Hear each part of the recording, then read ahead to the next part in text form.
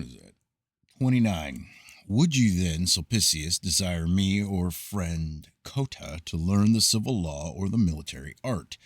For who can ever possibly arrive at the perfection of yours, that high excellence in every accomplishment? It was, replied Crassus, because I knew that there was in both of you excellent and noble talents for oratory, that I have expressed myself fully on these matters, nor have I adapted my remarks more to deter those who had not abilities than to encourage you who had.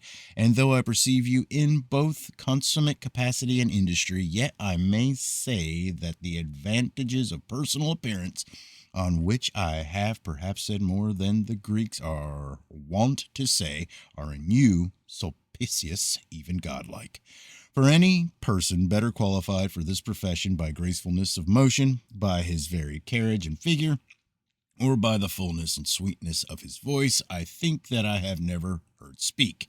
Endowments which those to whom they are granted by nature in an inferior degree may yet succeed in managing in such measure as they possess them, with judgment and skill, and in such a manner as not to be unbecoming. For that is what is chiefly to be avoided, and concerning which it is most difficult to give any rules for instruction, not only for me, who talk of these matters like a private citizen, but even for Roscius himself, whom I often hear say that the most essential part of art is to be becoming, which yet is the only thing that cannot be taught by art. But if it is agreeable, let us change the subject of conversation and talk like ourselves a little, not like rhetoricians.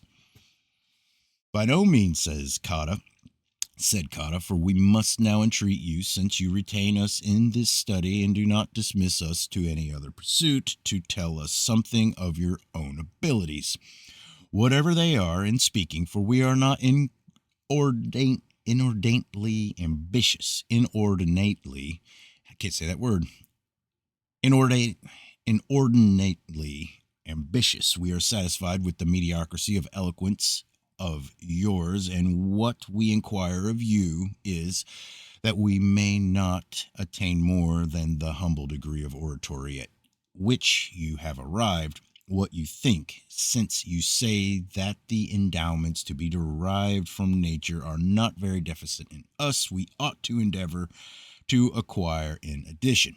30. Crassus, smiling, replied, what do you think is wanting to you, Cotta, but a passionate inclination and a sort of ardor like that of love, without which no man will ever attain anything great in life, and especially such distinction as you desire.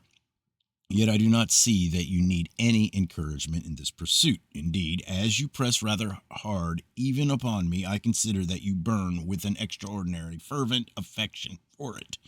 But I am aware that a desire to reach any point avails nothing unless you know what will lead and bring you to the mark at which you aim. Since, therefore, you lay but a light burden upon me, and do not question me about the whole art of the orator, but about my own ability, little as it is, I will set before you a course, not very obscure, or very difficult, or grand, or imposing, the course of my own practice, which I was accustomed to pursue when I had an opportunity in my youth to apply such studies. O day much wished for us, Cotta, exclaimed Sulpicius, for what I could never obtain either by entreaty or stratagem or scrutiny, so that I was unable not only to see what Crassus did with a view of meditation and composition, but even to gain a notion of it from his secretary and reader, Dilophilius. I hope we have now secured, and that we shall learn from himself all that we have longed to desire to know.